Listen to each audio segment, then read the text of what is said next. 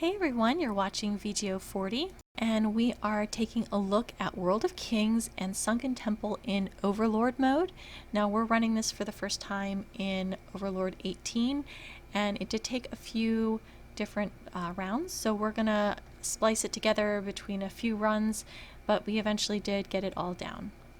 Alright, I'm going to skip through some of the mobs because you don't need to sit here and watch them all die. I am going to go ahead and go to boss 1. And there's nothing really overly remarkable about this boss. You can ignore the marker in the back, we were just trying something out. But, so he does kind of a frontal attack on the tank that is just a line, and all you have to do is move out of the way to avoid it. And he also will do a triangle damage in the front, so just make sure that when you're tanking, don't face everybody. So I'm going to go ahead and fast forward to the next ones. There are some share damage of the DPS, so just kind of keep an eye out for those. I don't think they're until the end of the fight here, but just be aware that you do need to share damage. Here's this kind of triangle AoE bit in the front that the tank just avoids. Alright, so moving right along, just continue to DPS him while he attacks the tank.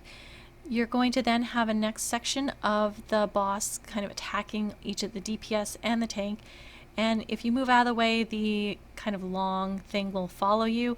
It doesn't seem to do any significant amount of damage, so I don't think you need to worry about that unless you happen to be being carried and are under gear score for this.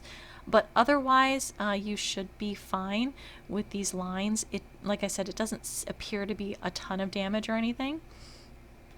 Alright, and when he turns away from the tank, he will do kind of like this little dance here, and that's for the share damage. That sometimes I couldn't see the share damage, and that was the only indication I had.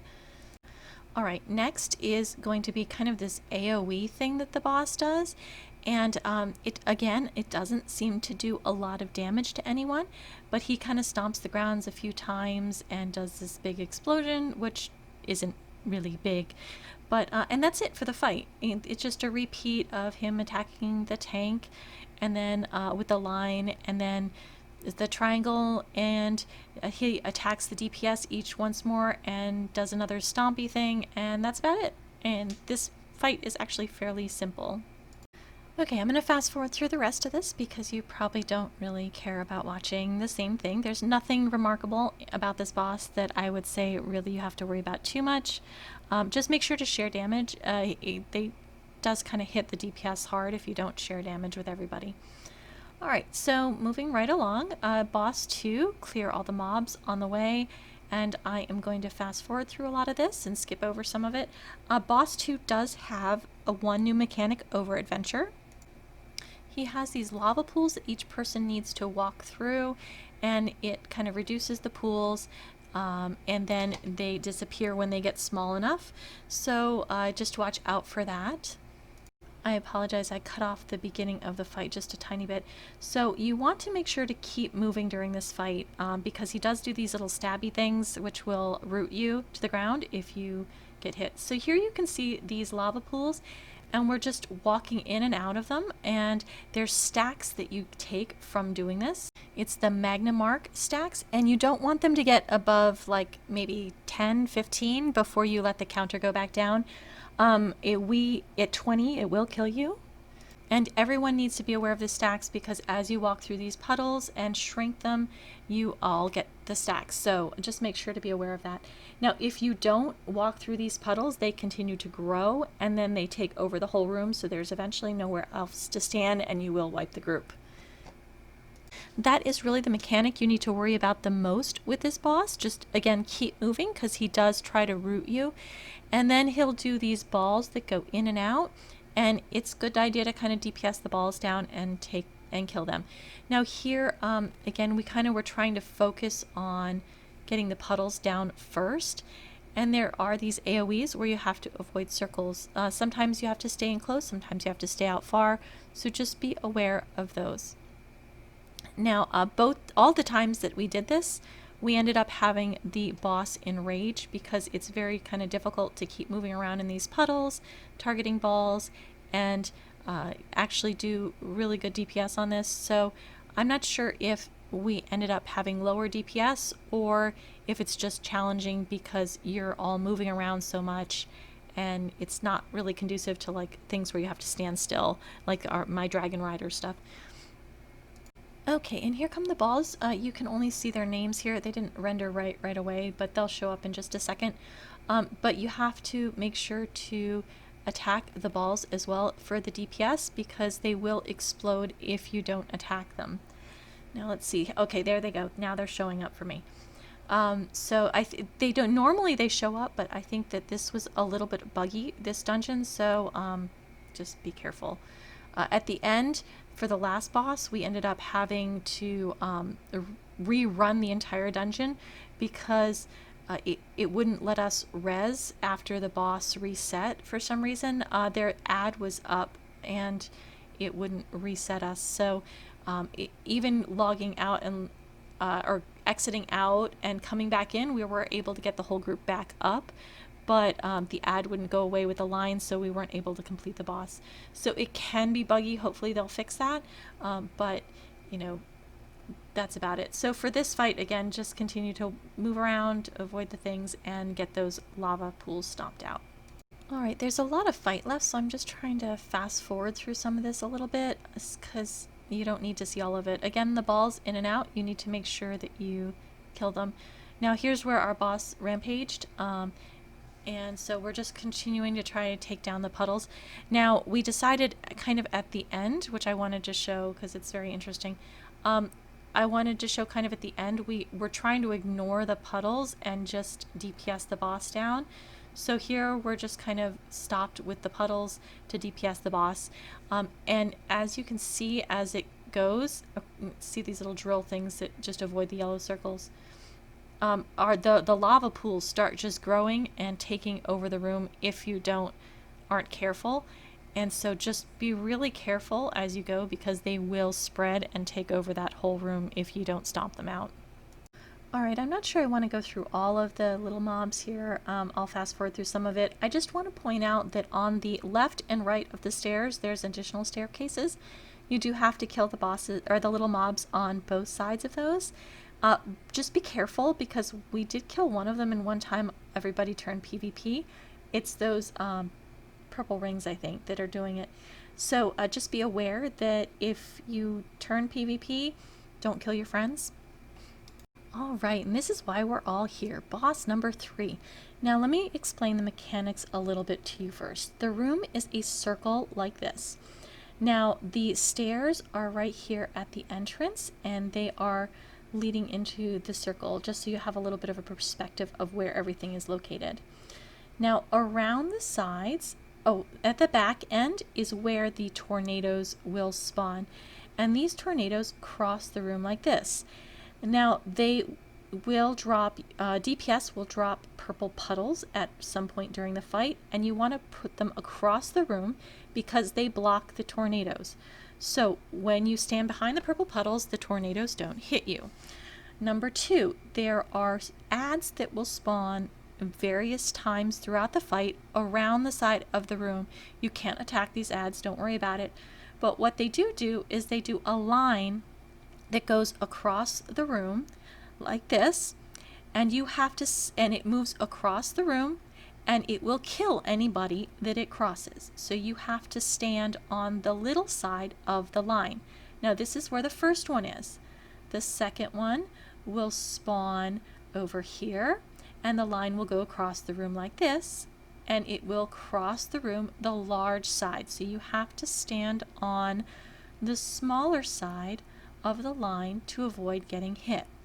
So it's important to know where this line is. Again, the third one, will be on the far side, and it will move across the room. Now this is what I've noticed when I did it. We might end up having to change this, but I'm pretty sure this is the way it works.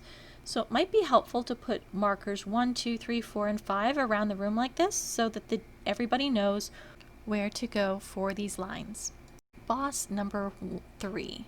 Now, when you first pull boss number 3, he will do a kind of circle damage on the tank. It's not really a huge issue. But right afterwards, or almost at the same time, you'll see kind of like a purple glow around one of the DPS, and the boss will face him. And one of the times it almost looked like there was like a little munchy mouth on the DPS. And that DPS is the one who's going to drop the purple puddles. Now, as you can see here, we're dropping the purple puddles kind of across in a line so that we can block the tornadoes. Immediately after that is share damage. So make sure to share damage on that. Now we're going to go ahead and DPS a little bit more before we get to the tornado phase. These purple puddles do disappear after a time if they're up too long. So we did encounter multiple rounds of share damage and purple puddles. As you can see in the back, there's another set that dropped. And I just try to maneuver the boss back a little bit so that he's closer to the stairs and that we are further away from that far side of the room where those tornadoes spawn. So here again we've got another round of the purple puddles going through, and here come these blue tornadoes across, and I'm pretty sure I've got my back directly to the stairs, so they come directly across like this. And everybody needs to make sure to not stand in the path of these, and that to stand kind of behind. And as you can see, these purple puddles block the tornadoes so that they don't advance any further. So that's the important mechanic number one. Now afterwards in adventure mode, everybody turned to PvP. However, we did not in this one. But you will get these purple circles around one of the DPS players, and those seeds will turn one of the players to PvP. So you have to make sure not to PvP your friends. Now here's these lines I was talking about, and it's at the first location kind of near the door. And you have to stand on the side so you don't get hit with this as it goes across and kills people. All right, next we're doing share damage. All right, and I think after this is when the PvP section starts. So you will get somebody with red text over their head and a seed, and they have to stay away from the group. Now, the kind of fun, maybe not so fun part about this is, you know, I've gotten sheeped a few times. So you can see the purple in the back. There was a quick little circle. And then one of the players will have red text over their head. Their name will turn to red because they're PvP. And just be careful of that. Now, the good thing about that, here this line is in the second location, so it's going to go across the room like this. The good thing about the the seed that appears that makes you PvP is it can be dispelled, and we didn't actually discover that until the very end of the fight. So if you're a healer, make sure to dispel that text. Now here we have just some random AoE circles that you have to avoid. They're not a huge issue. I didn't have any problems really avoiding them. You just have to make sure to move away from them. And I think that I saw that twice during the fight. All right, so again, next I think we're going to do possibly another round of PvP. So I'm going to just looking for the purple circles around everyone. And if you notice, I'm kind of avoiding these like spires that appear with the dark purple on the floor, and then there'll be like a pinkish spire that it shows up. That's actually a thing that shows up in Overlord, and it's a thing of an Overlord mechanic. It's not really something specific to this dungeon. All right, here we get the purple puddles and the line at the same time. And again, we just move to the smaller section. Now we're going to have to, I start to maneuver at this point the boss. Actually, I'm on the correct side of these purple puddles, so I don't need to maneuver the boss to the other side of the puddles. But it does take a few minutes. Oh, nope, this tornado started right away. So I just make sure everybody stands behind the purple puddles so that we can avoid those tornadoes. And you can see that somebody has red PvP text above their head. This actually hit 2 players because the seed does end up, it will affect other people. So if you're overlapping other people, it will turn additional people PvP. All right, then just continue to DPS the boss, and again, look for that line that crosses the room. There's a lot of sheer damage, so you do have to kind of stay close to your friends. There's nothing that's like a directional in front of the boss that I had to worry about. So the tank can stand with the other group, just so that it's closer for sheer damage, because you do need really to have flash equipped to get to those lines, the correct side of the lines. But again, now that I kind of know where they're going to spawn, it might not be so bad. Again, these these circles, just avoid the AoE here that's happening. And then we'll follow by probably another round of sheer damage and the purple puddles and the lines. But that's it for the mechanics. It's just really hard to keep track of those lines, and I think that it'll be easier knowing where the mobs spawn and which side you should be on when that happens. So hopefully you found this helpful. You're watching VGO 40, and this is VGO Girl, and we will see you next time in World of Kings.